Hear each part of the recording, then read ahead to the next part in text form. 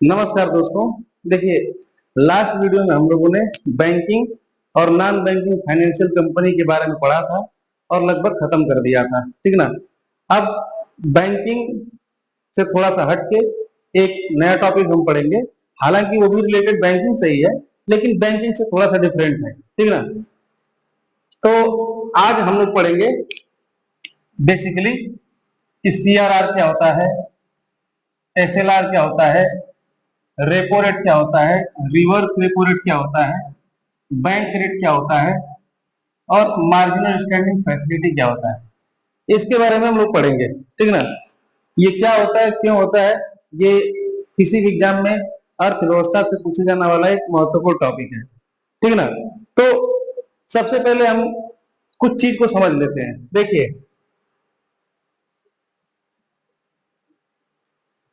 जानते हैं महंगाई कब बढ़ती है कब घटती है, तो उसका एक सीधा कॉन्सेप्ट हम आपको बता रहे हैं।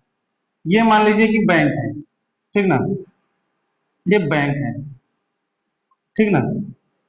तो किसी भी माध्यम से जब पैसा बैंक की तरफ आएगा, ठीक ना, तो महंगाई बढ़ेगी।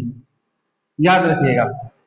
अभी इसको हम आगे समझेंगे, लेकिन इतना आप लोग को ये जो कॉन्सेप्ट है ना, ये मतलब कि यूनिवर्सल कॉन्सेप्ट है, मतलब इसका कोई अपवाद नहीं है। तो याद रखिए, जब पैसा बैंक की तरफ आएगा तो महंगाई बढ़ेगी, और जब पैसा बैंक से दूर जाएगा तो महंगाई घटेगी। बात को ध्यान दीजिएगा। हमने क्या कॉन्सेप्ट बताया कि जब पैसा बैंक के पास आएगा तो महंगाई बढ़ेगी, और जब पैसा बैंक से दूर जाएगा तो महंगाई घटेगी, ठीक ना। अब इस कॉन्सेप्ट को हम यहाँ पे लिख लेते हैं और अपने CRR, SLR, repo rate, reverse repo rate के माध्यम से समझेंगे हम, ठीक ना, कि हमने ये बात क्यों कही, ये बात कहने के पीछे का तर्क क्या है, ठीक ना। तो यहाँ पे हम छोटा सा चित्र बना देते हैं। और चित्र क्या है, ये मान लीजिए बैंक है, बैंक है, और इधर पैसा अगर आ रहा है तो महंगाई बढ़ रही है, और पैसा दूर जा रहा है तो महंगाई घट रही है, ठीक ना। अब देखिए, कई बार महंगाई क्या होता है, वो चुनाव का एक मुद्दा होता है।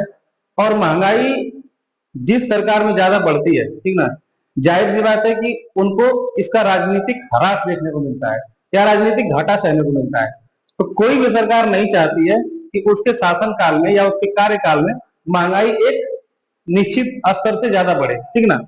तो महंगाई को कंट्रोल करने के लिए ना सरकार किसका कान पकड़ता है, तो देखिए, गवर्नमेंट महंगाई को कंट्रोल करने के लिए आरबीआई का कान पकड़ता है। आरबीआई से कहता है भाई महंगाई को कम करो, ठीक ना। कैसे करोगे मुझे नहीं पता, या तो महंगाई को नियत रखो, एक निश्चित सीमा तक रखो, या तो महंगाई को कम करो, ठीक ना। तो आरबीआई भी बहुत चालू है। इसमें दो, ये महंगाई को कम करने के लिए दो हथकंडा अपनाता है, ठीक ना। एक को हम बोलते हैं क्वांटिटेटिव,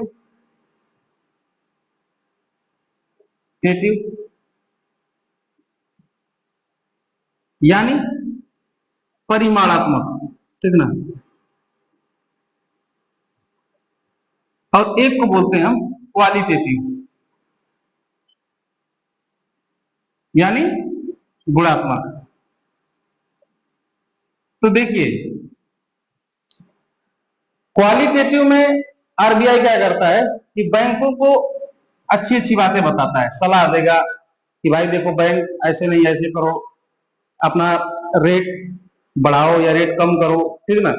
मतलब सिर्फ सलाह देगा, लेकिन इसका कोई ऑफिशियल या पेपर वर्क नहीं होता है। लेकिन क्वांटिटेटिव में क्या होता है कि बैंक, जो आरबीआई है, ये बैंकों के लिए कुछ नियम बनाएगा, ठीक ना। जैसे सीआरआर, एसएलआर, ठीक ना, repo rate, reverse repo rate, bank rate और मार्जिनल स्टैंडिंग फैसिलिटी।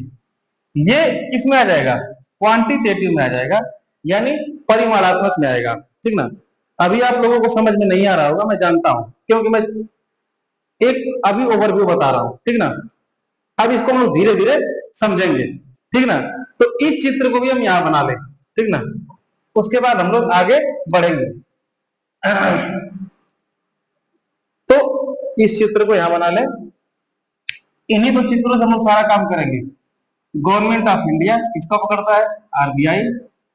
आरबीआई दो तरह से कंट्रोल करता है, क्वांटिटेटिव और क्वालिटेटिव, ठीक ना। इसमें सीआरआर, एसएलआर, ये सब होते हैं reverse rate, repo rate, reverse repo rate, marginal standing facility और बैंक रेट। और इसमें ये क्या करता है कि बैंकों को अच्छी अच्छी बातें बताता है।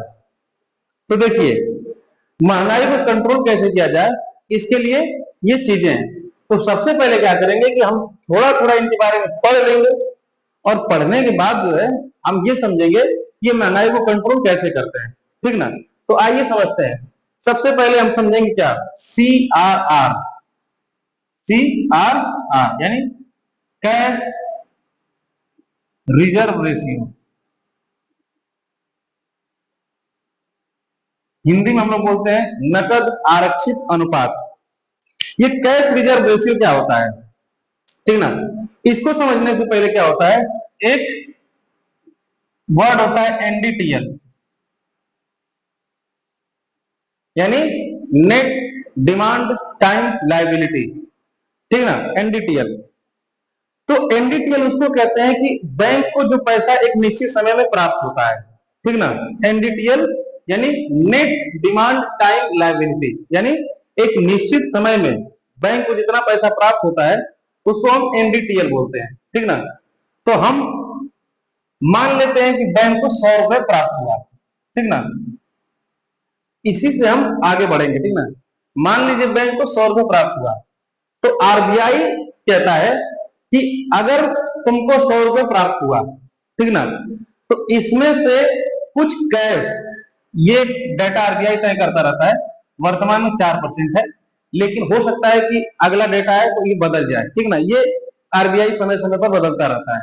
महंगाई को घटाने और बढ़ाने के लिए आरबीआई इसको बदलता रहता है। थोड़े दिन पहले 3.5% था, अभी 4% हो गया है, ठीक ना। तो आरबीआई कहता है कि अगर मान लो कि बैंक तुमको 100 रुपए प्राप्त हुआ, ठीक ना, तो इस 100 रुपया में से तुम 4 रुपया लाके मुझे दे दो, यानी 4% लाके किसको दे दो, आरबीआई को दे दो, ठीक ना। क्यों दे दो, क्या पता तुम भाग गए, क्या पता कोई तुमसे पैसा मांगने आए और तुम कहे नहीं नहीं मेरे पास पैसा नहीं है, ठीक ना। तो विशेष या इमरजेंसी के लिए तुम क्या करो कि 4 रुपए लाके मेरे पास रख दो। अब सबसे महत्वपूर्ण चीज जानने की क्या इसमें, कि इस 4 रुपए पर बैंक को कोई ब्याज नहीं मिलता है, बैंक को कोई ब्याज नहीं मिलता है, ठीक ना। साथ ही साथ ये बैंक आरबीआई के पास ले जाके सिर्फ रख देता है, इससे बैंक को कोई फायदा नहीं होता है, ठीक ना। और ये क्यों रखा जाता है, ये इमरजेंसी के लिए रखा जाता है। तो कई बार सवाल आता है कि क्या कैश रिजर्व रेशियो से बैंक को कोई लाभ होता है, तो नहीं, बैंक को कोई लाभ नहीं होता है, ठीक ना। तो जैसे ही आरबीआई देखा कि बैंक के पास कितना आया, 100 रुपया आया, तो बैंक, अरे आरबीआई बैंक से बोला कि भाई देखो इस 100 रुपए में से तुम इमरजेंसी के लिए मेरे पास 4% यानी 4 रुपए रख दो, ठीक ना। अब ये 4% फ्लक्चुएट होता रहेगा महंगाई को घटाने बढ़ाने के लिए, ठीक ना। बैंक को इस पर आरबीआई कोई ब्याज भी नहीं देगा, ठीक ना।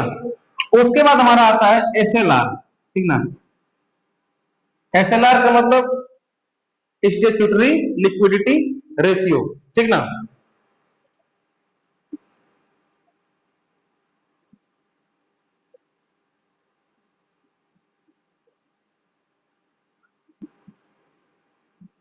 ठीक ना। तो देखिए, बैंक पहले क्या किया कि 4% यहां रखवा लिया, ठीक ना।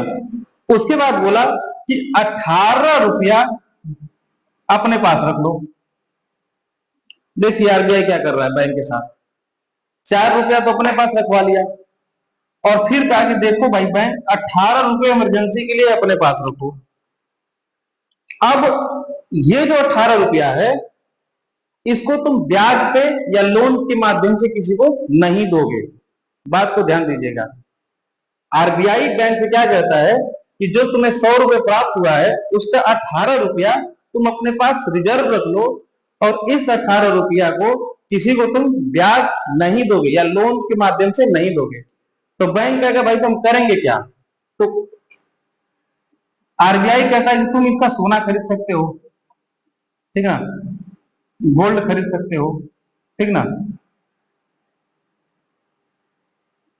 या तुम इसका वित्तीय पत्र खरीद सकते हो, ठीक ना, या गवर्नमेंट सिक्योरिटीज में इसको खर्च कर सकते हो।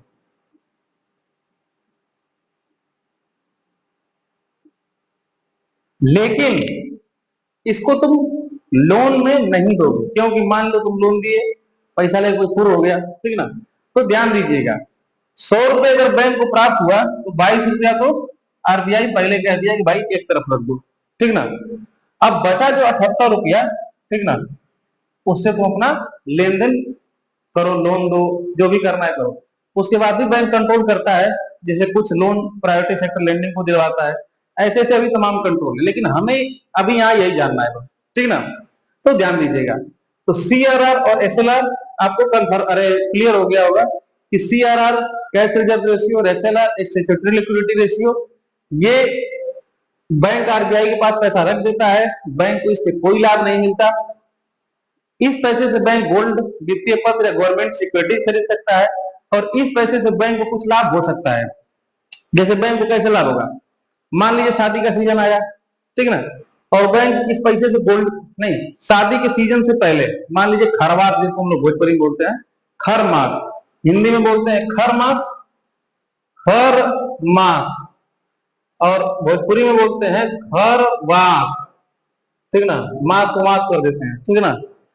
तो खरमास में जो है या खरमास में जो है सोना का जो वैल्यू है गिर जाता है, गोल्ड का जो प्राइस है गिर जाता है, ठीक ना। और शादियों के टाइम में गोल्ड का वैल्यू जो है बढ़ जाता है। तो बैंक क्या करेगा, बड़े चालाकी से खरमास में क्या करेगा, सोना खरीद लेगा। मान लीजिए इस टाइम था कितना, 60,000 रुपए 10 ग्राम, 60,000 रुपए प्रति 10 ग्राम, ठीक ना। और जैसे शादी का सीजन आया तो हो गया 70,000 रुपए प्रति 10 ग्राम। तो देख सकते हैं आप यहाँ पे कि बैंक को यहाँ पे कुछ लाभ हो सकता है, यानी एसएलआर जो बैंक के पास है उससे तो बैंक कुछ कमाई कर सकता है, कुछ मुनाफा कमा सकता है, लेकिन सीआरआर से बैंक को कोई लाभ नहीं होगा। ये बात पहले क्लियर हो जाना चाहिए, ठीक ना। उसी तरह से मान लीजिए गवर्नमेंट सिक्योरिटीज खरीदता है, तो गवर्नमेंट सिक्योरिटी एक इस टाइप से पेपर होता है, उस पर लिखा रहता है 10, और इस तरह इधर भारत का वो 100 का स्तंभ बना रहता है, आप जानते होंगे, या 100।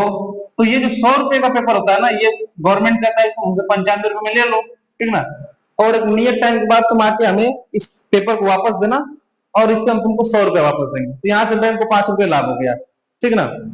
तो कहने का मतलब क्या है कि सीआरआर से तो बैंक को कोई लाभ नहीं होगा, लेकिन एसएलआर से बैंक को लाभ हो सकता है, सोना खरीद के लाभ कमा सकता है, वित्तीय पत्र खरीद के लाभ कमा सकता है, ठीक ना। उसके बाद हम अब महत्वपूर्ण चीज देखेंगे, और ज्यादा महत्वपूर्ण चीज क्या, कि रिवर्स रेपो रेट क्या होता है, रेपो रेट क्या होता है, मार्जिनल स्टैंडिंग फैसिलिटी क्या होता है।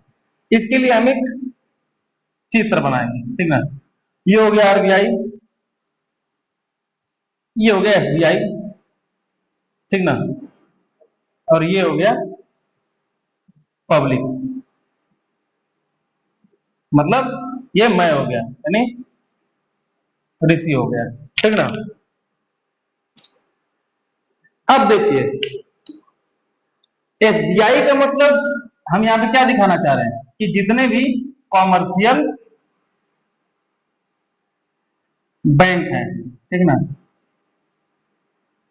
अब कॉमर्शियल बैंक कौन कौन से होते हैं, फॉरेन बैंक हो जाते हैं, रीजनल रूरल बैंक हो जाते हैं, प्राइवेट बैंक हो जाते हैं, और पब्लिक सेक्टर के बैंक हो जाते हैं, ठीक ना। तो मान लीजिए कि एसबीआई को पैसा चाहिए, ठीक ना, कोई ऐसा कंडीशन आया कि किसी कॉमर्शियल बैंक को पैसा चाहिए, ठीक ना। तो एसबीआई क्या करेगा, ये जाएगा आरबीआई के पास ना, आरबीआई से कहेगा कि भाई मुझे कुछ पैसा उधार दो। अब यहां से एक और कॉन्सेप्ट आप सीख सकते हैं, जैसे हम लोग को लोन चाहिए तो कहां जाते हैं, बैंक के पास जाते हैं। वैसे ही जब बैंकों को लोन चाहिए तो वो कहां जाता है, वो जाता है आरबीआई के पास, ठीक ना। तो ध्यान दीजिएगा, मान लीजिए कि एसबीआई को पैसा चाहिए, ठीक ना। एसबीआई गया आरबीआई के पास, आरबीआई से कहा कि भैया हमको तनिक कर्जा दे दो, उधार दे दो। तो आरबीआई का चल भाई ठीक है, हमसे पैसा तुम ले लो ना, लेकिन मान लो अगर मैं तुम्हें 100 रुपए दे रहा हूं, ठीक ना, अगर मैं तुम्हें 100 रुपया दे रहा हूं तो बदले में तुम्हें मुझे ब्याज देना पड़ेगा, ठीक ना। तो इस 100 रुपए पे मान लो कि तुम मुझे 104 रुपए देना, यानी 4 रुपए ब्याज देना। तो ये जो कॉमर्शियल बैंक है ना, ये जो आरबीआई से लोन लेने पे ब्याज दिया, उसे ही हम क्या बोलते हैं, उसे ही हम बोलते हैं रेपो रेट। ध्यान दीजिएगा कि जब कॉमर्शियल बैंक आरबीआई से लोन लेने गया ना, तो आरबीआई जो पैसा दिया उस पर कॉमर्शियल बैंक ने आरबीआई को कुछ ब्याज दिया, उस ब्याज को हम क्या बोलते हैं, रेपो रेट बोलते हैं। क्या बोलते हैं, रेपो रेट बोलते हैं। ध्यान दीजिएगा बात को।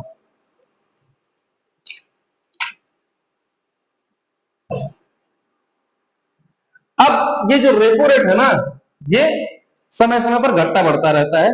इस टाइम जो रेपो रेट है वो 4.35% है, ठीक ना। अब यहां से एक चीज समझिएगा, जब कॉमर्शियल बैंक आरबीआई से पैसा लेके आएगा तो क्या करेगा, पब्लिक को लोन देगा, यानी मुझे लोन देगा, ठीक ना। और चूंकि ये 4.5% या 4.35% पे लेके आया है, तो यही 100 रुपए जब ये मुझे देगा तो मुझसे कितना ब्याज लेगा, 10 से 12% ब्याज लेगा। तो ध्यान दीजिए आप कि आरबीआई से ये कितना परसेंट पे लोन लेके आया, 4.5% पे लोन लेके आया, और हमें ये कितने पे लोन दिया, 10 से 12% पे। तो जब कोई कॉमर्शियल बैंक पब्लिक को लोन देती है ना, तो जिस रेट पे लोन देती है उसको हम क्या बोलते हैं, बेस रेट। ध्यान दीजिएगा, यानी आधार दर। यहां पे कंफ्यूज मत होइएगा। देखिए, कॉमर्शियल बैंक आरबीआई से पैसा लाती है, तो उस पैसे के बदले में आरबीआई को जो ब्याज देती है उसे हम क्या बोलते हैं, रेपो रेट बोलते हैं। और जब बैंक जो है यही पैसा ला के पब्लिक को लोन देती है, तो उसे हम क्या बोलते हैं, बेस रेट बोलते हैं, ठीक ना। अब देखिए, कई बार क्या होता है कि किसी त्योहार या किसी ओकेजन पे बैंकों का कई दिन के लिए छुट्टी हो जाता है ना, या बीच में सैटरडे संडे पड़ गया तो उसका छुट्टी हो जाता है। तो उस समय क्या होता है कि बैंकों से जो ट्रांजेक्शन होता है वो कम होता है, तो बैंकों के पास पैसा ज्यादा होता है, उस टाइम पैसा रहता है। तो बैंक अब इधर फिर से बनाते हैं, आरबीआई और एसबीआई। एसबीआई जब जब लिखेंगे ना तो कॉमर्शियल बैंक समझिएगा, ठीक ना। तो मान लीजिए कि सैटरडे संडे या कुछ छुट्टी पड़ गया, अब बैंक के पास जो पैसा बचा है, तो ये जो है ना, स्टेट बैंक या कॉमर्शियल बैंक, ये आरबीआई से कहेगा कि भाई देखो 2-3 दिन तक जो मेरे पास पैसा है वो लोगे क्या तुम, ठीक ना। तो बैंक आरबीआई कहेगा ठीक है दे दो। तो अब ये जो कमर्शियल बैंक है आरबीआई को जो पैसा देगा, तो आरबीआई भी इस पे कुछ ब्याज देगा, क्योंकि आरबीआई इससे पैसा मांगने नहीं गया है। आरबीआई तो ये चाहता है कि भाई देखो तुम्हारे पास पैसा पड़ा है, 2 दिन तक वैसे पड़ा रहेगा, इससे अच्छा है कि तुम मुझे कुछ दे दो, ठीक ना। तो जब बैंक आरबीआई को पैसा देता है और आरबीआई इस पर जो बैंक को ब्याज देता है उसे हम बोलते हैं रिवर्स रेपो रेट। और रिवर्स रेपो रेट जो होता है ना, वो रेपो रेट से 1% कम होता है। यानी अगर इस टाइम रेपो रेट 4.35% है, तो रिवर्स रेपो रेट कितना होगा, 3.35%। ध्यान दीजिएगा, यानी कॉमर्शियल बैंक जब आरबीआई को पैसा दिए आरबीआई उस पे जो ब्याज दिया, कॉमर्शियल कोई बैंक या बैंक बैंक ऐसे दे दीजिए कि बैंक जब आरबीआई को पैसा दिया और आरबीआई उस पर बैंक को जो ब्याज दिया, उसे हम क्या बोलते हैं? रिवर्स रेपो रेट बोलते हैं। क्या बोलते हैं? Reverse repo rate. ठीक ना? अब हम लोग समझते हैं कि अब देखिए एक दो टर्मर है, एमएसएफ और बैंक रेट। ये क्या होता है? तो एमएसएफ क्या होता है कि इसको हम लोग ना थोड़ा सा लिख के समझाते हैं डिटेल में, क्योंकि एमएसएफ थोड़ा इंपॉर्टेंट है, तो लिख के थोड़ा समझाते हैं। देखिए लिखने के लिए मिटाना पड़ेगा, तो उसे कोने में समझ लेते हैं। ठीक ना? तो एमएसएफ क्या होता है? इसको हम बोलते हैं मार्जिनल स्टैंडिंग फैसिलिटी। देखिए कई बार ना बैंकों का हालत एकदम खराब हो जाता है। जैसे एक पीएमसी बैंक था महाराष्ट्र का, तो उसका हालत बहुत ज्यादा खराब हो गया। ठीक है ना? तो ऐसे स्थिति में क्या होता है कि आरबीआई कहता है कि ठीक है, तुम्हारा हालत बहुत ज्यादा खराब हो गया है ना, तो तुम अपने एनडीटीएल से, जो तुम्हारे एनडीटीएल है, ठीक है ना, एनडीटीएल मान लीजिए कि 100 रुपया है, तो बैंक ये, अब देखिए बैंक आरबीआई ने बैंक का क्या नियम लगाया था कि जो एसएलआर तुम रिजर्व रखे हो, इस एसएलआर से तुम क्या कर सकते हो? गोल्ड खरीद सकते हो, या गवर्नमेंट सिक्योरिटी खरीद सकते हो, या तुम क्या कर सकते हो? वित्तीय पत्र खरीद सकते हो। ठीक ना? तो विशेष परिस्थितियों में जब बैंक के पास गिरवी रखने के लिए कुछ नहीं बचता है, तो आरबीआई कहता है बैंक से कि ठीक है, अपने एसएलआर में से जो तुम एसएलआर रिजर्व रखे हो ना 18%, ठीक ना, इसमें से अपने कुल एनडीटीएल का 0.75% जो है लोन के लिए बांट दो। यानी रेगुलर यूज जैसे करते हो पैसे का, वैसे कर लो। ध्यान दीजिएगा, थोड़ा सा यहाँ पे कॉन्सेप्ट समझने लायक है, लेकिन बहुत इंपॉर्टेंट है। विशेष परिस्थितियों में जब बैंकों की हालत एकदम खराब हो जाती है, तो आरबीआई क्या कहता है कि तुम अपने एसएलआर में से अपने कुल एनडीटीएल का 0.75% रेगुलर यूज की तरह पैसा खर्च कर लो। जैसे एक कॉन्सेप्ट समझते हैं, जैसे मान लीजिए कि ना बैंक के पास 100 रुपए एमएस अरे एनडीटीएल है, ठीक ना, तो एसएलआर जाहिर सी बात है कितना होगा? एसएलआर होगा 18%। ठीक ना? तो बैंक, तो आरबीआई कहता है ना बैंक से कि तुम इसका 0.75%, तो इसका 0.75% कितना होगा? 0.75 होगा। तो रुपया रेगुलर यूज की तरह कर लो, जैसे तुम रेगुलर यूज करते हो, लोन देते हो वगैरह वगैरह, इसकी तरह कर लो। ठीक ना? तो वो चूंकि हम लोग 100 रुपया लिए हैं, इसलिए बहुत कम लग रहा है। जहां हजारों करोड़ का ट्रांजेक्शन होता है ना, वहां 0.75% बहुत ज्यादा होता है। तो ये एक, मतलब हम आइडियल चीज बता रहे हैं आपको कि 100 रुपया एनडीटीएल अगर है, एसएलआर अगर 18% है, तो वहां पे मार्जिनल स्टैंडिंग फैसिलिटी के तहत दिया गया लोन कितना होगा? 0.75% होगा। ठीक ना?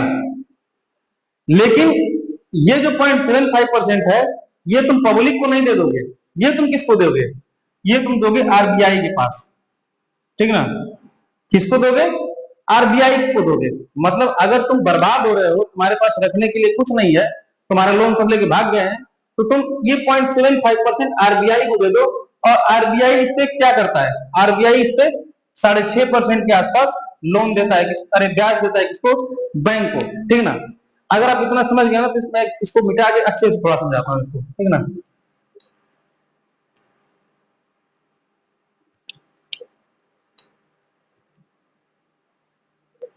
देखिए हम इसको अच्छे से समझेंगे, क्योंकि थोड़ा सा ये कंफ्यूजिंग हो सकता है। जो एमएसएफ है ना, तो आरबीआई ये कहता है कि अगर तुम्हारे पास सिक्योरिटी रखने के लिए, खरीदने के लिए, बेचने के लिए एकदम कुछ भी नहीं बचा है, तो तुम्हारा जो एसएलआर है ना, एसएलआर है, उसमें से अपने कुल एनडीटीएल का 0.75% पैसा क्या करो कि आरबीआई के पास गिरवी रखो। ठीक ना?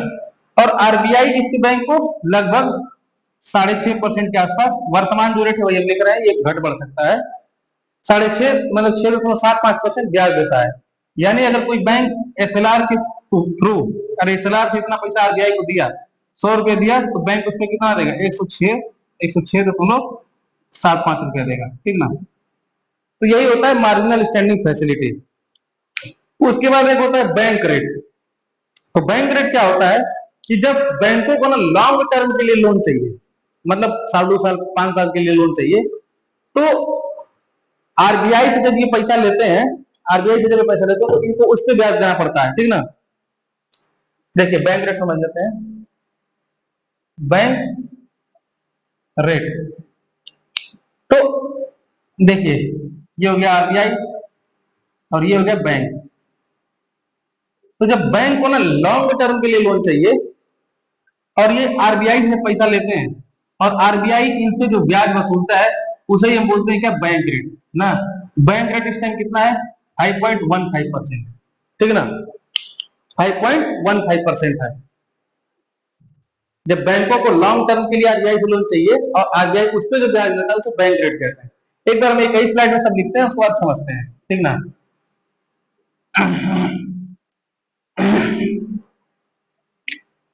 CRR, SLR, repo rate, reverse repo rate, bank rate, marginal standing facility, कुछ छूटने का है ना, कुछ है, हाँ ठीक है। कैश रिजर्व रेशियो क्या होता है कि बैंक अपने एनडीटीएल का कुछ पैसा इमरजेंसी के लिए रिजर्व रखता है, उसको हम लोग कैश रिजर्व रेशियो कहते हैं, इसमें 4.5% है, ठीक ना। बैंक को इस पे कोई लाभ नहीं होता। उसके बाद एसएलआर क्या होता है कि बैंक अपने कुल एनडीटीएल का, आरबीआई सजेस्ट करता है कि कुछ पैसा अपने पास रिजर्व रखो, लेकिन तुम उसका गोल्ड, सिक्योरिटीज और वित्तीय पत्र खरीद सकते हो, उसको एसएलआर बोलते हैं। ये इस टाइम 18% है, ठीक ना। रिवर्स रेपो रेट क्या होता है कि जब थोड़े समय के लिए बैंक आरबीआई से पैसा लेता है, ठीक ना, जब थोड़े समय के लिए बैंक आरबीआई से पैसा लेता है तो उस पर बैंक आरबीआई को जो ब्याज देता है उसे हम बोलते हैं रेपो रेट। इस टाइम में 4.35% है, ठीक ना। रिवर्स रेपो रेट यानी बैंक जब अपना पैसा आरबीआई को देता है और आरबीआई उस पर बैंक को जो लोन देता है उसे हम बोलते हैं रिवर्स रेपो रेट। ये इससे 1% कम होता है, यानी ये कितना हो जाएगा इस टाइम, 3.35%। बैंक रेट क्या होता है, जब बैंक लंबे टाइम के लिए आरबीआई से पैसा लेते हैं और उस पर बैंक जो आरबीआई को ब्याज देते हैं उसको हम बोलते हैं बैंक रेट, ठीक ना। इस टाइम ये रेट कितना है, 5.15% है, शायद 5.15% है, ठीक ना। मार्जिनल स्टैंडिंग फैसिलिटी क्या है, मार्जिनल स्टैंडिंग फैसिलिटी की ऐसे बैंक जब बर्बादी के कगार पे हो, उनको गिरवी रखने के लिए कुछ नहीं रखा है, तो आरबीआई उनसे कहता है कि तुम अपने एसएलआर से अपने कुल एनडीटीएल का 0.75% आरबीआई के पास कुछ गिरवी रख दो या कुछ दे दो, उसके बदले आरबीआई जो ब्याज देता है उसको मार्जिनल स्टैंडिंग फैसिलिटी बोलते हैं। इस टाइम में 6.75% है, ठीक ना। तो ये हम लोग एक स्लाइड में समझ गए। अब देखिए सबसे महत्वपूर्ण बात है कि हम लोग पढ़े क्यों हैं, पागल बनाने के लिए तो पढ़े नहीं है। इसको हम लोग पढ़े हैं महंगाई को कंट्रोल कैसे करता है, तो अब हम लोग इसको जरा समझते हैं कि महंगाई को कंट्रोल कैसे करता है, ठीक ना, या महंगाई को कैसे घटाता है, कैसे बढ़ाता है। अब इस पे हम लोग विचार करेंगे। देखिए तो हम लोग, अब हम लोग काम आएगा ये चार्ट और ये फिगर, ठीक ना। तो ध्यान दीजिएगा, हम लोग बनाते हैं यहाँ पे फिर से थोड़ा बड़ा करते हैं। गवर्नमेंट ऑफ इंडिया, आरबीआई, ठीक ना, बैंक, पब्लिक, ठीक ना। ध्यान दीजिएगा। अब मान लीजिए कि ये क्वांटिटेटिव हथियार क्या है इनके पास, आरबीआई के पास, सीआरआर है, एसएलआर है, रेपो रेट है, रिवर्स रेपो रेट है, बैंक रेट है और एमएसएफ है, मार्जिनल स्टैंडिंग फैसिलिटी है, ठीक ना। अब देखिए महंगाई कैसे कंट्रोल होगा। देखिए जब हमारे पास पैसा ज्यादा होता है ना तो हमारा शरीर कंट्रोल में नहीं होता है, हम जय में तय उड़ाते रहते हैं, ठीक ना। जैसे मान लीजिए कि अगर आपके पास 5 लाख रुपया आपके खाते में, ठीक ना, और आप गए साइकिल खरीदने, सपोज साइकिल वाला बोला कि भैया 5,000 रुपए का साइकिल है, ठीक ना, तो आप कहेंगे हाँ हाँ दे दो कोई बात नहीं है, 5 लाख रुपया है, 4,95,000 अभी बचेगा, ठीक ना।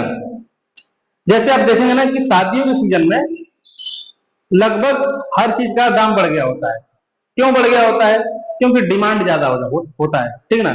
डिमांड कब ज्यादा होगा? जब पैसा ज्यादा होगा। तो शादी के सीजन में जो भी घर द्वार खेत बाड़ी गहना गुड़िया बेच बाच के आदमी क्या करता है? पैसा इकट्ठा कर लेता है और उसके बाद उसको खर्चा करता है, बकलोलई वाला काम, सीधा मतलब, ठीक ना।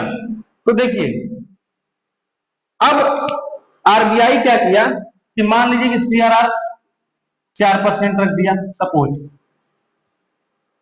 सीआरआर कितना रख दिया? 4% रख दिया, और ये रख दिया 18%।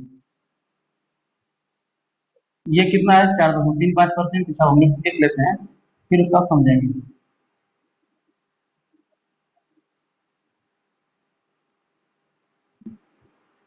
ठीक ना। या ये समझते हैं कि मान लीजिए कि बैंक, ये बैंक है आरबीआई के पास, आरबीआई से पैसा लेके आया 100 रुपया, ठीक ना। 100 रुपया लेके आया, और इस पर बैंक को कितना देना पड़ा? 4.35 रुपया। तो बैंक दिया कितना आरबीआई को? 104.35 रुपया, ठीक ना। आगे कर लीजिएगा। फिर बैंक इस पैसे का क्या करेगा? ये पब्लिक में लेके जाएगा, पब्लिक को ये देगा 100 रुपया, और ये पब्लिक से कितना लेगा? 8 से 15% तक ब्याज लेता है, ठीक ना। तो अब 108 रुपया।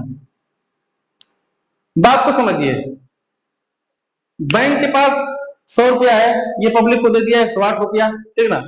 अब पब्लिक क्या कह रहा है कि भाई 100 रुपया पर 8 रुपया देना है, कौन बात नहीं है, खर्चा कर लेते हैं, दे दिया जाएगा, ठीक ना। तो जाहिर सी बात है कि जब रेपो रेट कम रहेगा तो बैंक आरबीआई से ज्यादा पैसा लेके आएगा, और बैंक आरबीआई से ज्यादा पैसा लेके आएगा तो पब्लिक को ज्यादा पैसा मिलेगा कम ब्याज पे, ठीक ना। तो जब पब्लिक के पास ज्यादा पैसा रहेगा तो आदमी क्या करेगा? खरीदारी ज्यादा करेगा, खरीदारी ज्यादा करेगा तो मांग ज्यादा होगा, मांग किसी वस्तु का ज्यादा बढ़ेगा तो उसका प्राइस ज्यादा बढ़ेगा। यानी यहां बैंक के पास पैसा आया तो महंगाई क्या किया? इंक्रीज कर गया। बैंक के पास पैसा आया तो महंगाई इंक्रीज कर गया, ठीक ना। अब मान लीजिए कि रेपो रेट का जो मतलब रेट है वो आरबीआई कर दिया 40%। अब से हम बैंक को जो पैसा देंगे उस पे हमको 100 रुपये पे कितना चाहिए? 40 रुपया चाहिए। अब बैंक आरबीआई से पैसा लेके आएगा, ठीक ना, 40 रुपया देगा, मतलब 100 रुपये लेके आया बैंक आरबीआई से, तो इसको देना कितना पड़ा? 140 रुपया। और अब चूंकि बैंक को 140 रुपया देना पड़ रहा है तो इससे कम में नहीं ना पब्लिक को पैसा देगा, इससे ज्यादा ही नहीं देगा। तो बैंक पब्लिक को दिया 100 रुपया और कहा कि भाई हम तुमसे लेंगे कितना? 60 रुपया। 100 रुपये में 60 रुपया। तो पब्लिक के कहा है 100 रुपया और 60 रुपया, ठीक ना।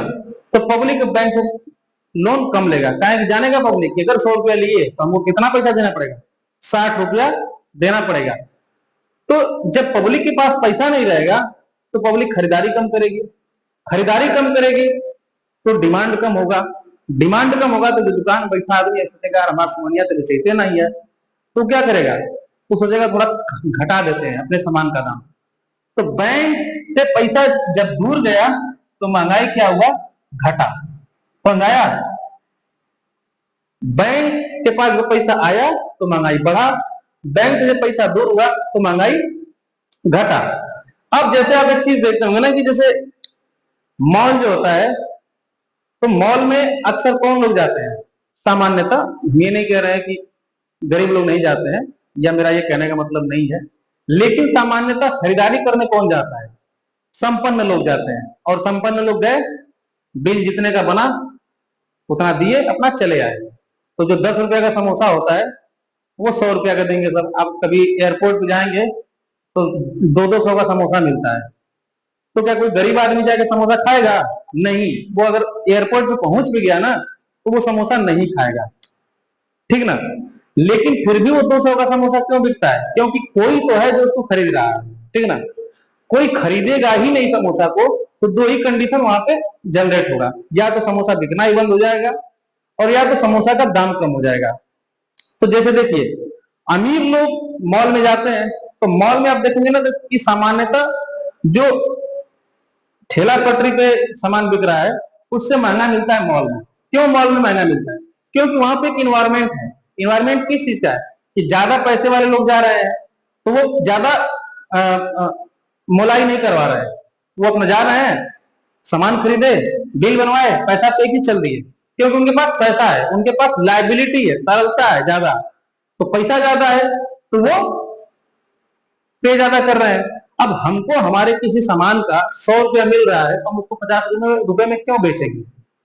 तो मॉल में यही होता है, ठीक ना।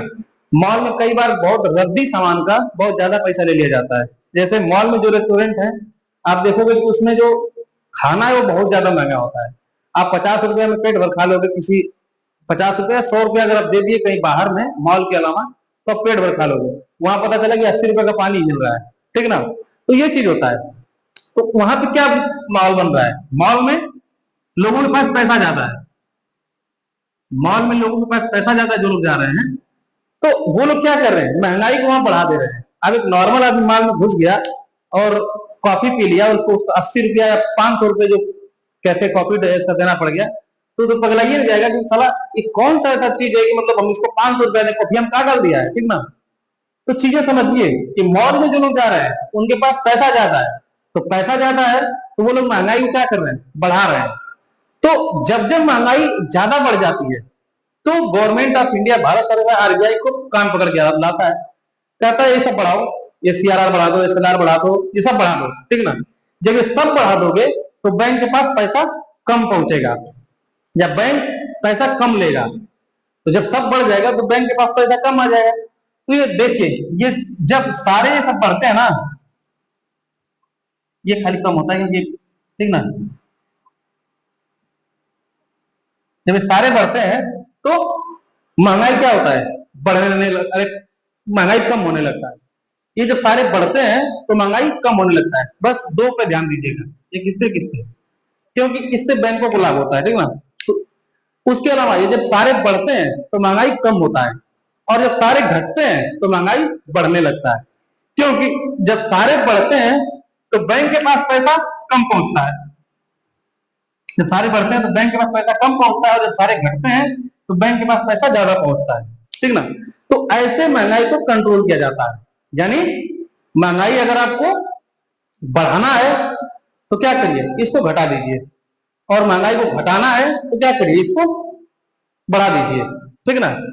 तो इस तरह से चीज होता है। जैसे आप देखेंगे ना कि शादी में खोआ का जो रेट होता है ना, पनीर का रेट होता है 400 रुपये 300 रुपये किलो हो जाता है। क्यों हो जाता है?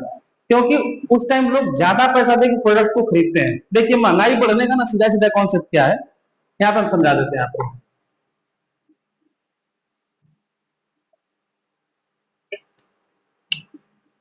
देखिए, पैसा ज्यादा तो डिमांड ज्यादा, डिमांड ज्यादा तो मूल्य ज्यादा, ठीक है ना। तो यही चीज है, जब पैसा ज्यादा होगा ना तो आप डिमांड ज्यादा करेंगे। जैसे एक गलती कर दिया तो वेनेजुएला, वेनेजुएला कोई भी टीचर आपको पढ़ाएगा ना तो वेनेजुएला का ऑप्शन जरूर, अरे एग्जाम्पल जरूर देगा। वेनेजुएला क्या कहा कि हम क्या करेंगे ना कि सारे पब्लिक को पैसा बांट देंगे, छाप छाप के पैसा दे देंगे, ठीक ना। कितना महंगाई बढ़ेगा? जितना पैसा लगेगा उतना पैसा देंगे। तो पैसा क्या किया वेनेजुएला? छाप के दे दिया। अब लोगों के पास, सबके पास पैसा हो गया। जब सबके पास पैसा हो गया तो महंगाई बहुत ज्यादा बढ़ गई। जैसे अभी आप इसी से अंदाजा लगा लीजिए कि भारत में 10% महंगाई है इस टाइम, ठीक ना। और वेनेजुएला में लगभग 10 लाख % महंगाई बढ़ी थी। अब अंदाजा लगा लीजिए, भारत में 10% महंगाई है तो कितना सामान महंगा मिल रहा है? वहां 10 लाख %, 2 लाख तक ब्रेड मिलता है वहां पे, ठीक ना। तो चीजें यही है कि अगर आपको महंगाई को कंट्रोल करना है तो आप इसको कम ज्यादा करिए, ठीक है ना कि पैसा ज्यादा छाप के बांट दीजिए, ठीक है ना। तो पूरे वीडियो में हम लोग समझ गए होंगे कि महंगाई को कंट्रोल कैसे करते हैं, CRR, SLR, reverse repo rate क्या होता है, ठीक ना। अब हम ये कह सकते हैं कि हमारा मुद्रा और बैंकिंग चैप्टर जो है वो पूरी तरह से खत्म हो गया है, ठीक ना। अगर कोई ऐसा टॉपिक रह गया हो जो बैंकिंग में मैंने छोड़ दिया हो, इंसान ही हो सकता है छोड़ दिया होगा, तो आप कमेंट बॉक्स में नीचे बता दीजिएगा कि ये वाला टॉपिक छूट गया है, तो उसको हम लोग पढ़ा देंगे, ठीक ना। एक थोड़ा सा चीज और देखते हैं, हमको लग रहा है छूट रहा है, हाँ थोड़ा सा देख लेते हैं। एक लास्ट है, क्या है, इसी में है वो समझ लेते हैं। देखिए, एक आरबीआई बैंक आधार दर, प्रधान आधार दर,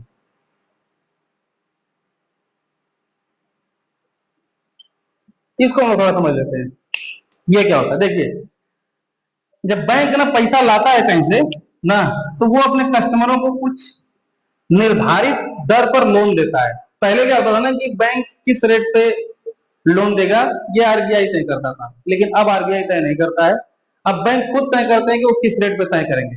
लेकिन आरबीआई इसके लिए भी एक नियम बनाया है, नहीं तो बैंक बदमाशी कर देंगे। अब मान लीजिए कि बैंक को खुद तय करना है कि वो कितने परसेंट पे पैसा देगा, तो बैंक क्या करेगा कि जैसे मान लीजिए कि एचडीएफसी बैंक का मैनेजर है, वो खुद क्या देगा कि भाई हम अपने आप को 0% रेट पे पैसा देंगे, ठीक ना।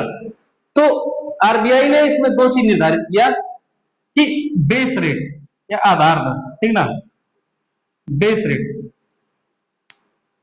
आरबीआई ने कहा कि ये ऐसा रेट होगा जिस जिससे कम परसेंट पर बैंक किसी को पैसा नहीं देगा। ये बैंक ही तय करेगा बेस रेट भी। जैसे मान लीजिए अगर बैंक ने तय कर दिया कि हम 8% पर हमारा बेस रेट रहेगा, तो बैंक इस 8% से कम रेट पे किसी को भी लोन नहीं देगा। समझ रहे हैं, नहीं तो पता चलेगा कि अपने दोस्तों को 2% को लोन बांट देगा और खुद को दिवालिया घोषित करके कहेगा कि भाई अब उनका करें, ठीक ना। लेकिन बैंक के पास एक और होता है प्रधान उधार दर ना। प्रधान उधार दर क्या होता है कि इसमें बैंक अपने उन कस्टमर्स को पैसा देता है जो कस्टमर विश्वसनीय कस्टमर होते हैं। जैसे मान लीजिए कि दो तरह के खाता खोले जाते हैं बैंक में, एक पेंशन और छात्रवृत्ति उतारने के लिए और एक होता है बिजनेस करने के लिए। अब पेंशन वाला जो खाता है, अब वो कहेगा कि भाई देखो हमको भी कम ब्याज पे पैसा दो, अभी खाता खुलवाए हैं ब्याज मांगे तो बैंक को कम ब्याज पे पैसा दो। तो बैंक ऐसे नहीं करता है। बैंक उनको किस रेट पे पैसा देगा, उनको बेस रेट पे पैसा देगा। लेकिन जो उसे उसके खास कस्टमर होते हैं, जिस जो लगातार ट्रांजेक्शन करते हैं, बैंक से पैसा लेते हैं, बैंक में पैसा जमा करते हैं, उनको प्रधान उधार दर पे पैसा देता है। ये बहुत इंपॉर्टेंट चीज था। अब हम लोगों का बैंकिंग चैप्टर लगभग खत्म है, ठीक है ना। बाकी कोई टॉपिक रह गया तो आप हमको कमेंट बॉक्स में बता सकते हैं। जय हिंद।